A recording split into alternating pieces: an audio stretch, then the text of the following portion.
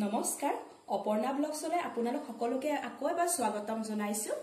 আজি মই এটা নতুন কণী ৰেচিপি লৈ আহিছো। আশা কৰিলো আপোনালোকে সকলোৱে চাই ভাল পাব। আহক আমি ভিডিঅটো আৰম্ভ কৰো। কণী ৰেচিপিটোৰ কাৰণে মই 4টা বইল কণী লৈছো। পিয়াজ দুটা সৰু সৰুকৈ কাটি লৈছো। ডাঙৰ চামুচৰে 5 চামুচ বেচন লৈছো। নৰসিংহৰ পাত আৰু সৰু সৰুকৈ জলকীয়া কাটি লৈছো। আদা আৰু নহৰু পেষ্ট বনাই লৈছো। ইয়াত মই গৰম মছলা, ৰেড চিলি পাউডাৰ, ধনিয়া আৰু জিৰা পাউডাৰ লৈছো। এক বাটি দৈ লৈছো। কণীখিনি এনেকে সৰু সৰুকৈ কাটিম আমি এতিয়া।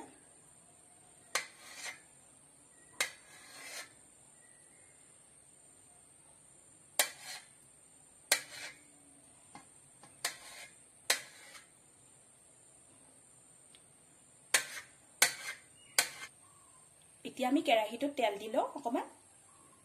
এতিয়া আমি কণী মিক্সাৰটো বনাম। ইয়াত নিমখ দি ললো অকমান। এতিয়া আমি পিয়াজখিনি দি লম। ইয়াত হালধি কৰি দিলো। আদা আৰু নহৰু পেষ্ট অকমান অকমান দি লম ইয়াতে। এতিয়া আমি মছলাৰ গুড়িখিনি দিম।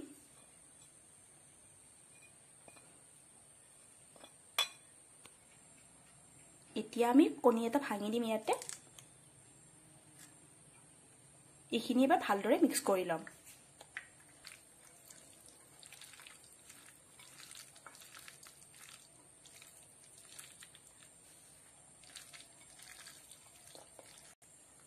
বেচনখিনি এতিয়া ঢালি দিম।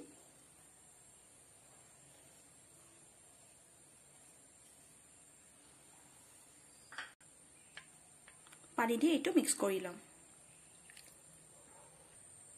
এতিয়া আমি মিক্সাৰটো 1 চামুচকৈ কেৰাহীত দি যাম।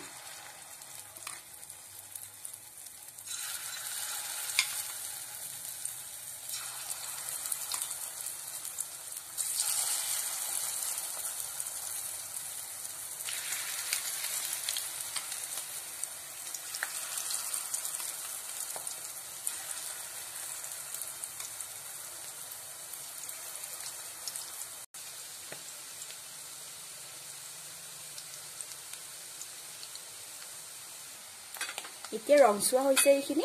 আমি এতিয়া নমাই থৈ দিম। এয়া আমাৰ কণীৰ বৰটো ৰেডি হৈছে। জলকীয়া আৰু নৰসিংহৰ পাতখিনি ভাজি লৈ তাত আদা আৰু নহৰু পেষ্টটো দি লৈছো।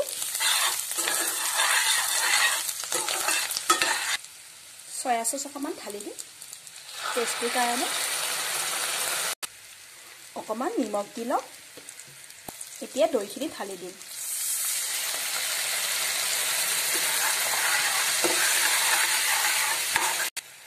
আমাৰ পেষ্টটো ৰেডি হৈছে।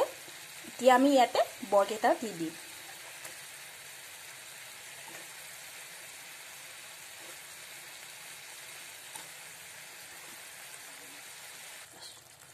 পেষ্টটো ৰেডি হৈছে, নমাই থৈ দিম।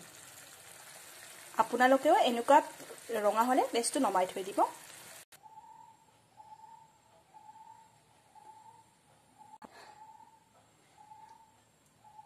আজি এটা নতুন ডিশ ট্ৰাই কৰিলো। আশা কৰিলো আপোনালোকে ভাল পাব আৰু ঘৰত ট্ৰাই কৰি চাব। যদি ভাল লাগে লাইক, কমেন্ট, সাবস্ক্ৰাইব কৰিব আৰু কাষত থকা বেল আইকনটো প্ৰেছ কৰি দিব।